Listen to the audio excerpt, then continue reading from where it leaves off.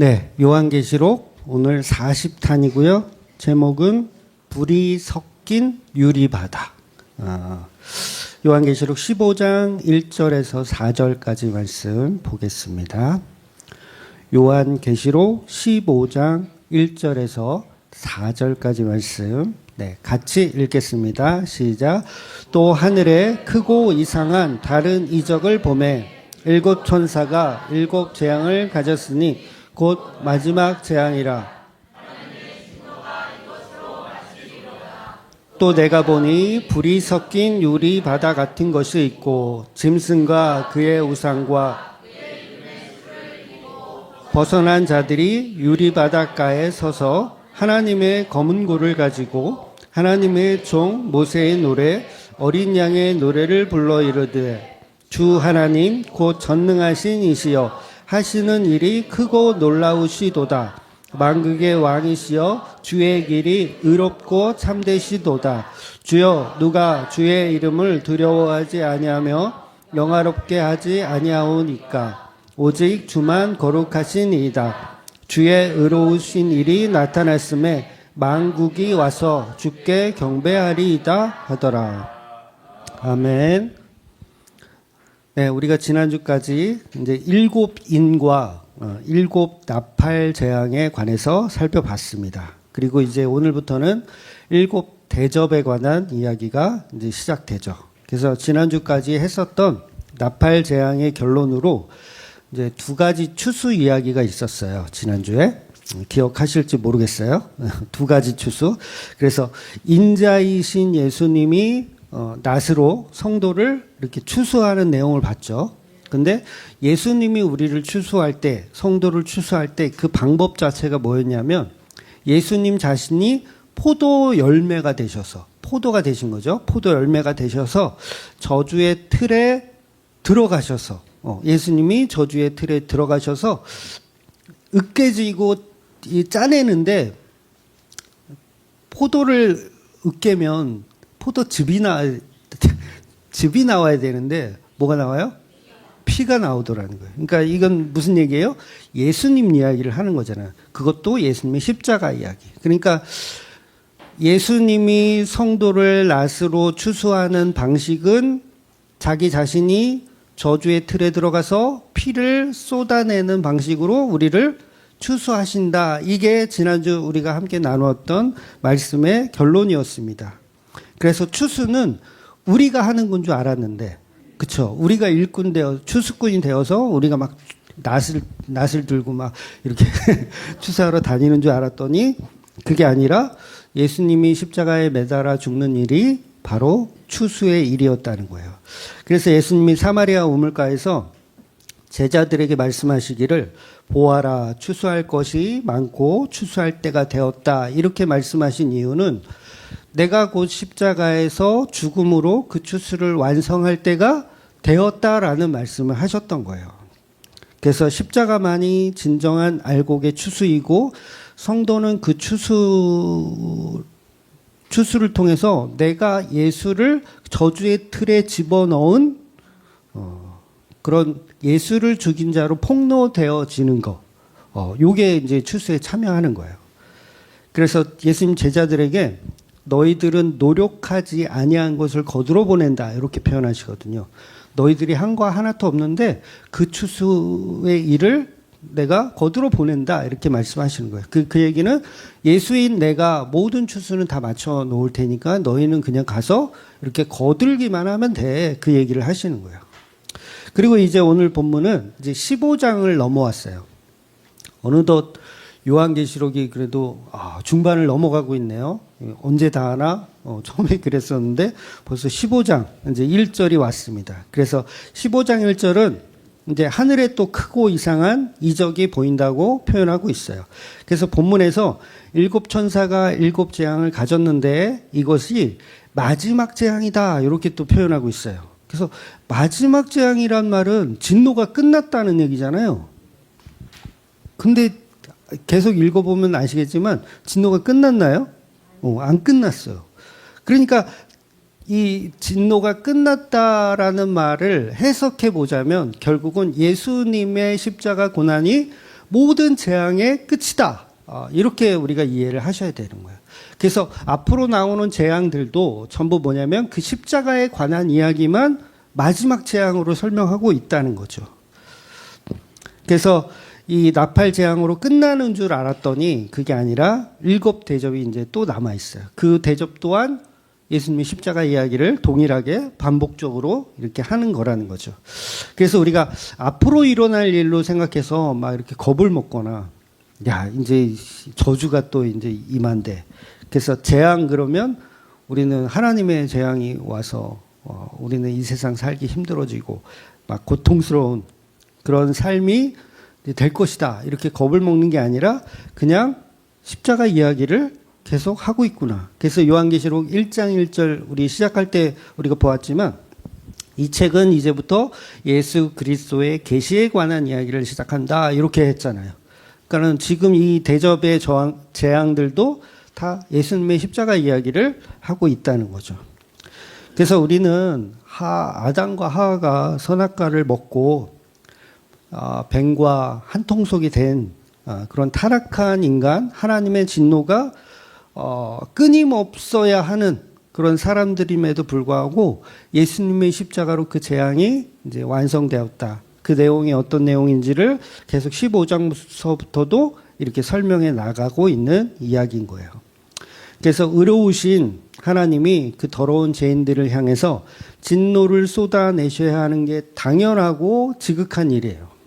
그래서 저와 여러분은 십자가라는 저주의 틀에 우리가 들어가서 우리가 찢기고 우리가 피 흘려야 함에도 불구하고 예수님이 대신 그 안에 들어가서 재앙의 마침표를 찍으셨다는 거예요. 그래서 십자가 이야기를 하더라는 거죠. 그래서 재앙이란 앞으로 일어날 어떤 3차 세계대전이나 뭐 하나님의 진노가 막 불이 유황불이 떨어진대요. 어떤 사람들은 종말의 때가 되면 그런 이야기를 하는 것이 아니라 무슨 이야기다? 십자가라는 재앙의 이야기를 하더라는 거예요. 그래서 우리가 받아야 할 7 대접의 이 끔찍한 진노 자체가 이미 예수님이 다 이루셨다는 그 복음. 그래서 그 복음에 대해서 계속 나누는 거예요. 지겨울 수 있어요. 지겹죠? 지겨울 수 있어요. 근데 성경은 다 그 얘기만 하더라는 거죠. 그래서 십자가에서 예수님이 운명하실 때 어떤 말씀하셨냐면 다 이뤘다. 테텔레스타이. 다 이뤘다. 그래서 하나님의 모든 진노가 십자가에서 끝났다. 그 복음을 너희는 듣기를 원한다라고 하는 거예요. 그래서 하나님의 모든 진노가 이제 그 십자가에서 완성되어서 율법의 모든 진노가 이제 다 완성되었어요. 이제 내 피로 덮인 내 백성들은 그래서 더 이상 정죄함이 없다는 거죠. 십자가로 다 이뤘으니까. 그래서 그 사실을 완벽하게 증명해주고 그걸 설명해주는 장면이 이제 2절에서부터 나오는 거예요. 본문 2절. 그러니까 사도 요한이 하늘을 보니까 어떤 모습이 있었냐면 불이 섞인 유리바다가 있대요. 불이 섞인 유리바다. 오늘 제목이기도 하죠. 그리고 그 유리바다 바닷가에서 짐승과 우상을 이긴 자들이 서서 찬양을 부르고 있어요. 네, 이해가 되시죠? 어떤 이 모습이. 그래서 이 유리바다는 제가 요한계시록 4장 할 때도 이제 그 신혼방 초대받았을 때의 광경, 그 모습이 나왔었거든요. 근데 기억하실지 모르겠는데, 이 본문에 나오는 이 유리바다는 그 태평양이나 대서양 같은 그 우리 동해에 있는 동해바다, 서해바다, 남해바다 이런 바다가 아니에요. 그 단어적으로 그런 바다를 이야기하는 게 아닙니다. 그럼 뭐냐면 그 솔로몬 시대의 그 솔로몬 성전에 제사장들이 손을 씻기 위한 그릇이 있었어요. 그러니까 이 성막에도 있었고 솔로몬 성전에도 있었거든요. 그러니까 제사장이 제사를 드리거나 뭘 할 때 오면 뭘부터 해야 돼요? 손을 씻어야 돼요. 그걸 뭐라고 불렀냐면 그걸 놋바다라고 불렀어요. 놋바다. 그래서 그 성막에서는 그걸 물두멍이라고 표현하기도 하거든요. 물두멍. 그러니까 손을 씻는. 그러니까 오늘 본문에 나오는 바다는 뭐다? 바로 그 손을 씻는 물두멍을 이야기하는 거예요. 그 바다. 물론 이걸 그냥 뭐 해석적으로 그냥 홍해 바다 자체가 홍해 바다 그걸 자체를 축소해 놓은 게 이 높바다거든요. 그러니까 의미는 사실 크게 다르진 않아요. 의미는 같지만 정확한 해석은 이 물두멍을 이야기한다는 거예요. 그래서 본문의 바다는 태평양이나 그런 바다가 아니라 구약에 나왔었던 그 물두멍. 그래서 물두멍의 의미는 뭐였어요? 죄를 씻는 의미가 중요하다는 거예요. 그런데 문제는 뭐냐면 그래 양동이에 물을 넣고 거기 손을 씻어. 그런데 오늘 본문에 나오는 그 바다에 있는 물은 유리래요. 유리로 손을 씻을 수 있으신 분. 손발을 씻을 수가 없죠. 유리바다는. 그럼 무슨 얘기를 하고 싶은 거예요? 하늘 천국에서는 우리가 죄 씻을 일이 더 이상 없다라는 이야기를 하는 거예요. 그래서 즉 예수 그리스도의 보혈로 완성된 하나님의 나라에서는 영단번의 죄 쓰심이 십자가에서 이루어졌기 때문에 죄를 또 씻으려고 그래. 그러면 돼, 안 돼요? 안 되는 거예요. 그걸 우상숭배라고 하는 거예요. 그래서 유리바다가 존재했던 건 이미 그곳에 오신 분들은 죄가 십자가에서 다 해결이 되었다. 그러니까 이 유리바다 앞에 모여서 뭘 하는 거예요? 찬양을 하는 거예요. 그럼 누구를 찬양해야 되겠어요? 예수님을 찬양해야 되겠죠. 그래서 더 이상 천국에는 바다, 물두멍이 필요가 없습니다. 그래서 그것이 본질이 아니고 예수 그리스도를 상징하기 때문에 그래요. 그래서 우리는 이 땅에서 날마다 예수님의 십자가 보혈로 우리의 죄를 씻어야 돼요. 나중에 천국 가서 씻을 생각을 하지 마시고요. 이 땅에서 예수님의 십자가로 죄 씻음을 받아야 되는 거예요. 그래서 천국에서는 우리의 구원이 유리처럼 완벽하게 영원히 도말되어 고정되어 있다는 거예요. 그런데 이상한 것은 유리바다는 유리바다인데 그래 알겠어. 손을 씻을 수 없는 딱딱한 유리바다라는 걸 알겠는데 그 유리바다 속에 또 뭐가 또 있죠. 뭐가 있냐면 불이 섞여 있다 그래요. 불이 섞여 있다. 그럼 불은 무슨 의미고 무엇을 상징할까 했을 때 불은 하나님의 심판과 저주를 상징합니다.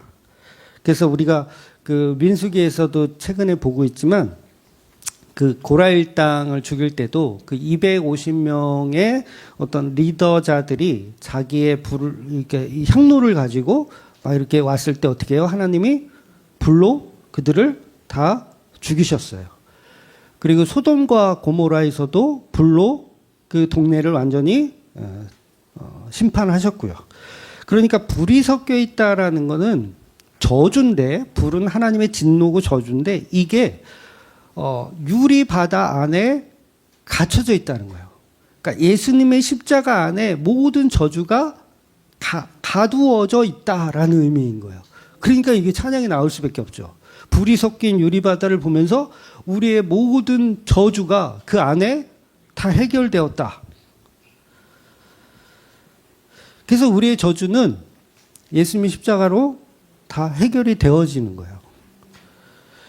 그래서 우리가 저주의 바다를 건너온 곳, 홍해를 건너온 곳, 이것도 뭐예요? 우리가 수영을 잘해가지고 건너온 거예요? 여러분 홍해 바다를 수영해서 건너왔어요? 그러니까 우리의 어떤 노력이나 열심으로 그 죄의 문제, 저주의 문제를 해결한 것이 아니라는 거죠. 우리는 수용할 능력도 없고 자격도 없고 이스라엘 백성들은 그냥 물을 가르시고 땅을 만드신 여호와 하나님의 은혜로 그냥 걸어서 출애굽을 할 수 있었다는 거죠. 그래서 그때 그들이 했었던 일, 그러니까 출애굽을 하고 홍해를 건너서 했었던 일이 뭐예요? 찬양했어요. 찬양했습니다. 찬양했는데 조금 지나면 불평하죠. 왜 그럴까요? 자기 능력이라고 생각하는 거예요. 계속 인간들은. 이게 또 오후 설교하고 딱 연결이 되는데 계속 자기 능력 있음을 우리는 계속 시사하고 싶어. 그러니까 나는 하나님의 아들이다. 나는 신의 아들이다. 나는 그만한 가치가 있다.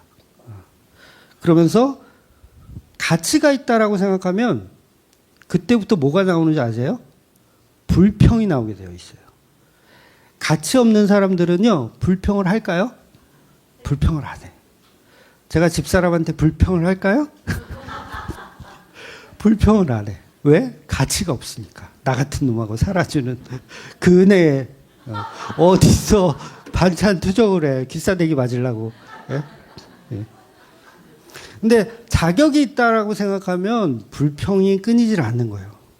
그러니까 조금 지나니까 우리를 왜 죽이려고 하느냐, 우리를 왜 이 광야에서 왜 굶겨 죽이려고 하느냐, 이렇게 불평을 하는 거예요. 그리고 또 홍해를 건너기 직전에도 뭐예요? 불평하잖아요. 야, 매장지가 없어가지고 우리를 여기서 홍해 바다 앞에서 죽이려고 하느냐. 악을 쓰고 때를 쓰며 불평불만을 하는 거예요. 나는 살아야 될 만한 가치가 있다라고 생각하면 불평하는 거죠.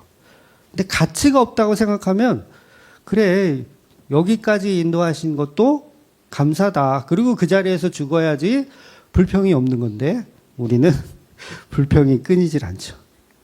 그래서 조금만 해주면 또 난리나. 이렇게 홍해 건너게 해주고 또 따라오는 애국 군사가 홍해에서 수장이 되잖아요. 다 죽어.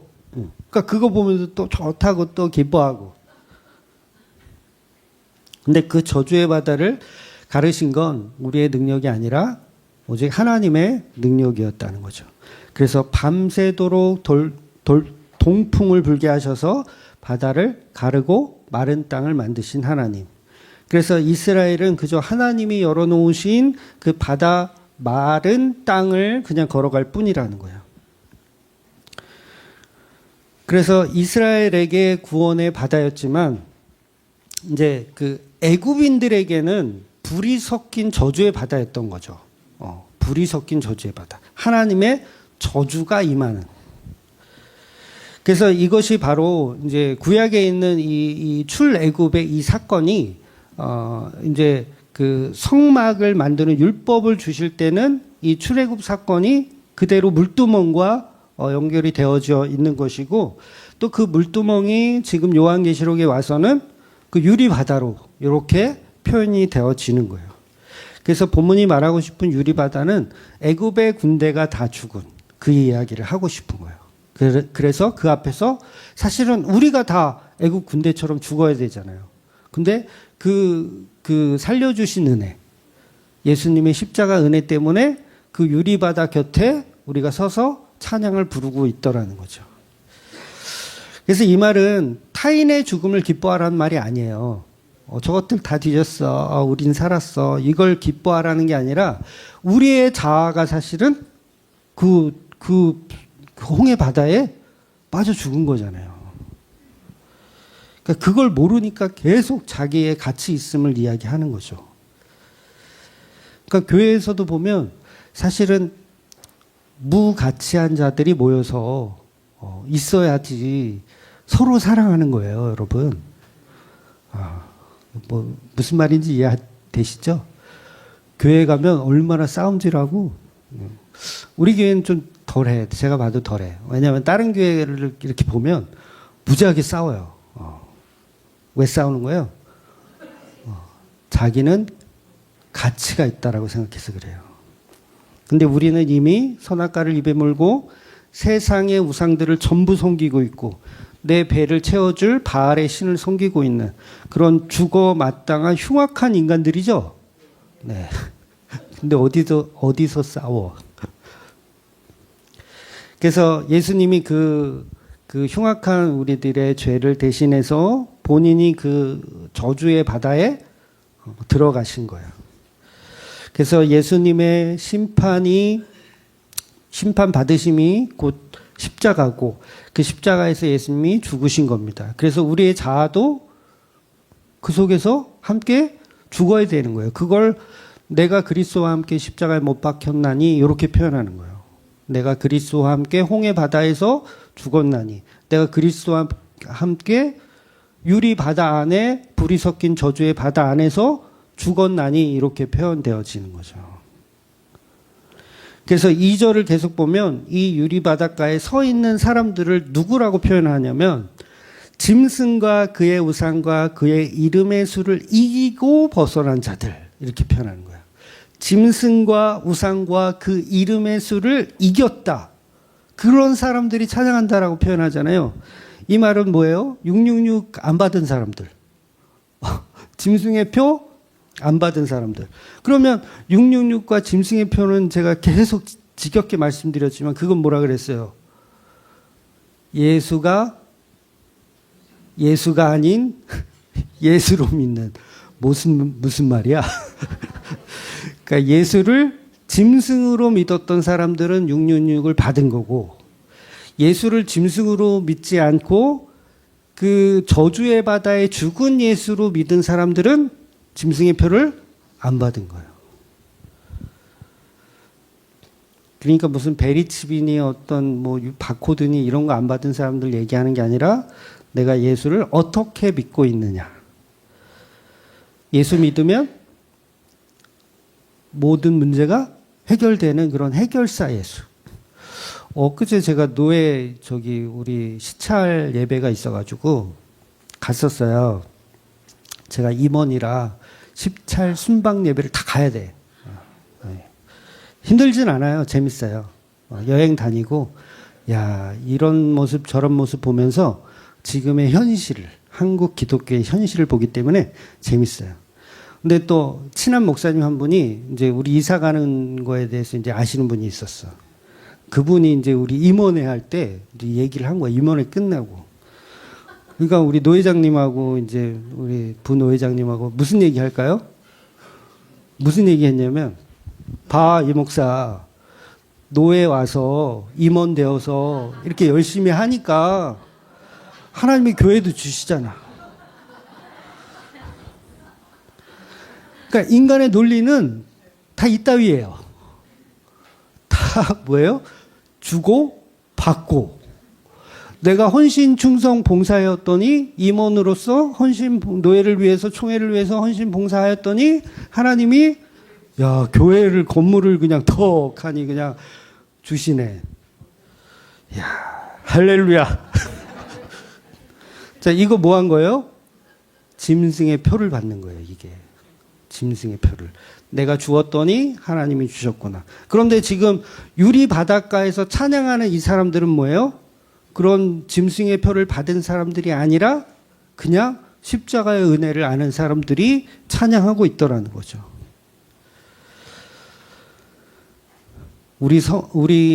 우리는요, 복음이 아니면 짐승의 표를 안 받을 수가 없어요. 네. 복음이 아니면 인간은 다 할렐루야를 외쳐요. 건물을 주신 하나님. 내가 충성봉사했더니 건물을 주신 하나님에 대해서 의심하지 않아요. 인간은 의심할까요? 의심 안 해요. 근데 뭐가 의심하냐면 복음이 우리를 의심하게 만드시는 거예요. 그거 아닌데?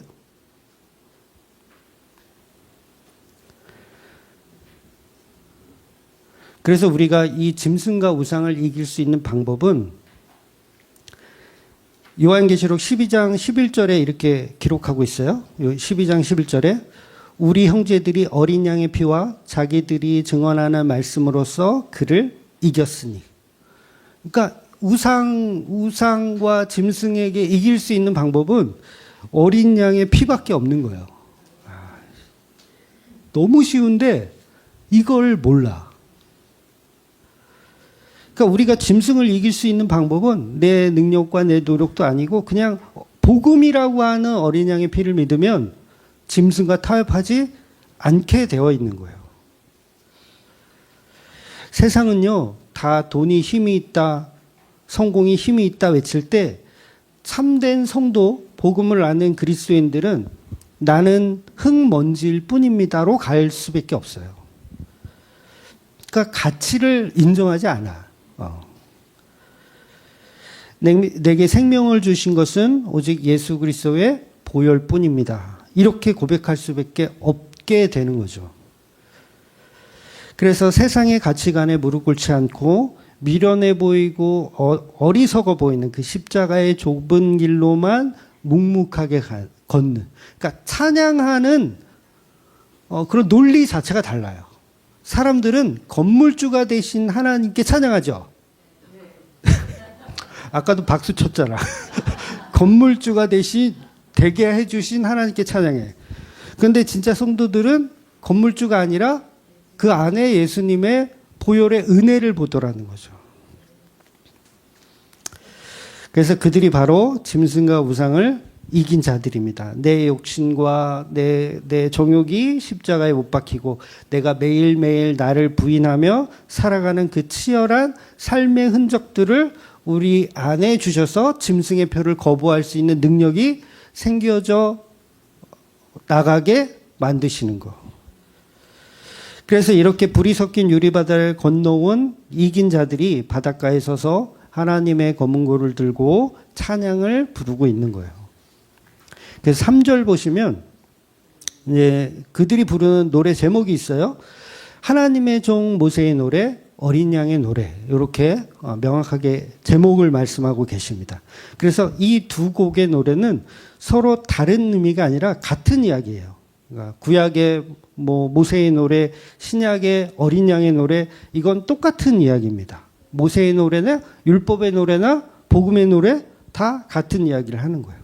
그래서 이스라엘 백성들이 홍해를 건너서 아까도 말씀드렸지만 뒤따라오고 있는 그 애국 군대들이 수장당하는 것을 보고 모세의 노래를 부르는 거예요. 모세가 우리를 이끌었다. 그렇게 찬양.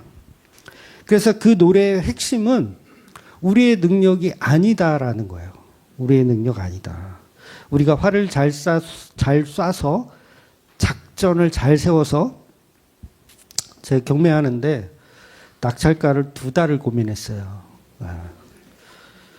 그러니까 그동안 파주에서 이제 낙찰되었던 그런 사건들을 다 브리핑해가지고 다 뽑아가지고 평수대로 다 분류해. 여러분 제가 사업가예요. 굉장히 집요합니다. 대충 안 해요. 평수대로 분류하고 그 다음에 몇 프로에 입찰됐는지. 그 입찰가가 감정가에 예를 들어서 58%, 52%, 53% 이거를요 다 분석해요. 그리고 몇 명이 입찰했는지. 한 물건에 2명, 3명, 8명, 10명 이걸 다 분석을 해요. 그리고 그걸 입찰한 사람이 개인인지 법인인지까지 다 2달을. 왜냐하면 하나님이 이게 꼭 주셔야 돼요. 마지막 기회예요. 너무 좋아요. 바로 저 자리예요. 근데 어차피 단독 입찰 할 걸. 내 노력과 수고가 아무 소용이 없어. 그냥 아무 숫자나 쓰면 그냥 줄 거였어. 이해가 되시죠? 그냥 막 분석하고 무슨 뭘 안 해도 아무 숫자나 그냥 너 돈 있는 그 숫자로 쓰면 내가 줄 텐데 2달 동안 뭐 했다고요? 막 연구를 하는 거야. 야. 그러니까 결국은 제가 할 수 있는 말은 뭐예요? 여호와께서 주셨다 이거예요. 만약에 제가 그 분석한 금액에 딱 해가지고 한 10명이 입찰했는데 딱 결정적으로 막 1,000원 차이로 제가 딱 입찰을 딱 했어. 와, 그러면 야, 내가 권리 분석을 이렇게 잘해. 나는 역시 분석을 너무 잘해가지고 내가 완벽한 금액을 찾아냈어. 라고 제가 제 자신을 이렇게 야, 나 교회 때려치고 나 이제 경매해야겠다. 이렇게 갈 건데 그게 다 의미 없어지니까. 단독 입찰이란 말은 아무도 그걸 살려고 덤빈 사람이 없었다. 그 가격에 살려는 사람이 없었다는 거예요. 그러니까 그렇게 되면 뭐예요? 여호와께서 다 행하셨다. 아니, 솔직히 700만 원도 없는데 그 감정가가 7억 8천만 원이거든요. 7억. 700도 없는데 7억. 네. 그러니까 불가능해요. 불가능해. 근데 이걸 가능하게 하셨다면 그건 내 힘, 우리의 능력이 아니라는 거예요. 그래서 본문에 나오는 그런 찬양의 의미는 우리가 한 것이 아무것도 없습니다. 그래서 이스라엘 백성들은 홍해바다 앞에서 아무런 무기도 들지 않았어요. 그저 모세가 무엇이라고 얘기했냐면 너희는 두려워하지 말고 가만히 서서 여호와께서 오늘 너희를 위하여 행하시는 구원을 보라 이렇게 말씀하셨어요. 여호와께서 너희를 위하여 싸우시리라. 너는 가만히 있으라. 왜 2달 동안 권리 분석을 하고 자빠졌어? 너는 가만히 있으라. 그래서 이것이 구원의 본질이라는 거예요. 우리가 하는 것은 없다. 구원에 있어서 우리의 지분은 없다. 0%. 오직 100% 하나님이 행하신다는 거. 그래서 천국 간 성도들이 부르는 노래는 어린 양의 노래일 수밖에 없는 거예요. 우리의 노래가 아니라 어린 양의 노래일 수밖에 없는 거예요. 그래서 천국은 내가 이 땅에서 얼마나 수고하고 봉사하고 노력했는지 그런 전문가가 되어지는 게 아니에요. 여러분들을 제가 평가할까요? 어떤 분은 봉사를 얼마큼 했고 어떤 분은 지질하게 말 안 듣고 봉사 안 하고 이렇게 인간들은 인간들끼리 점수를 매기고 평가하지만 결국은 하나님 앞에서는 다 똑같다. 똑같다. 근데 교회에서는 막 투기, 시기, 그 다음에 경쟁. 그러니까 이게 다 바리새인들의 투기장인 거예요. 막 경쟁하잖아. 그러니까 저 옛날 다녔던 교회도 보면 그 김치 공장 하시는 사장님하고 그 다음에 미용 관련된 사업을 하시는 분하고 11조를 제일 많이 냈어요.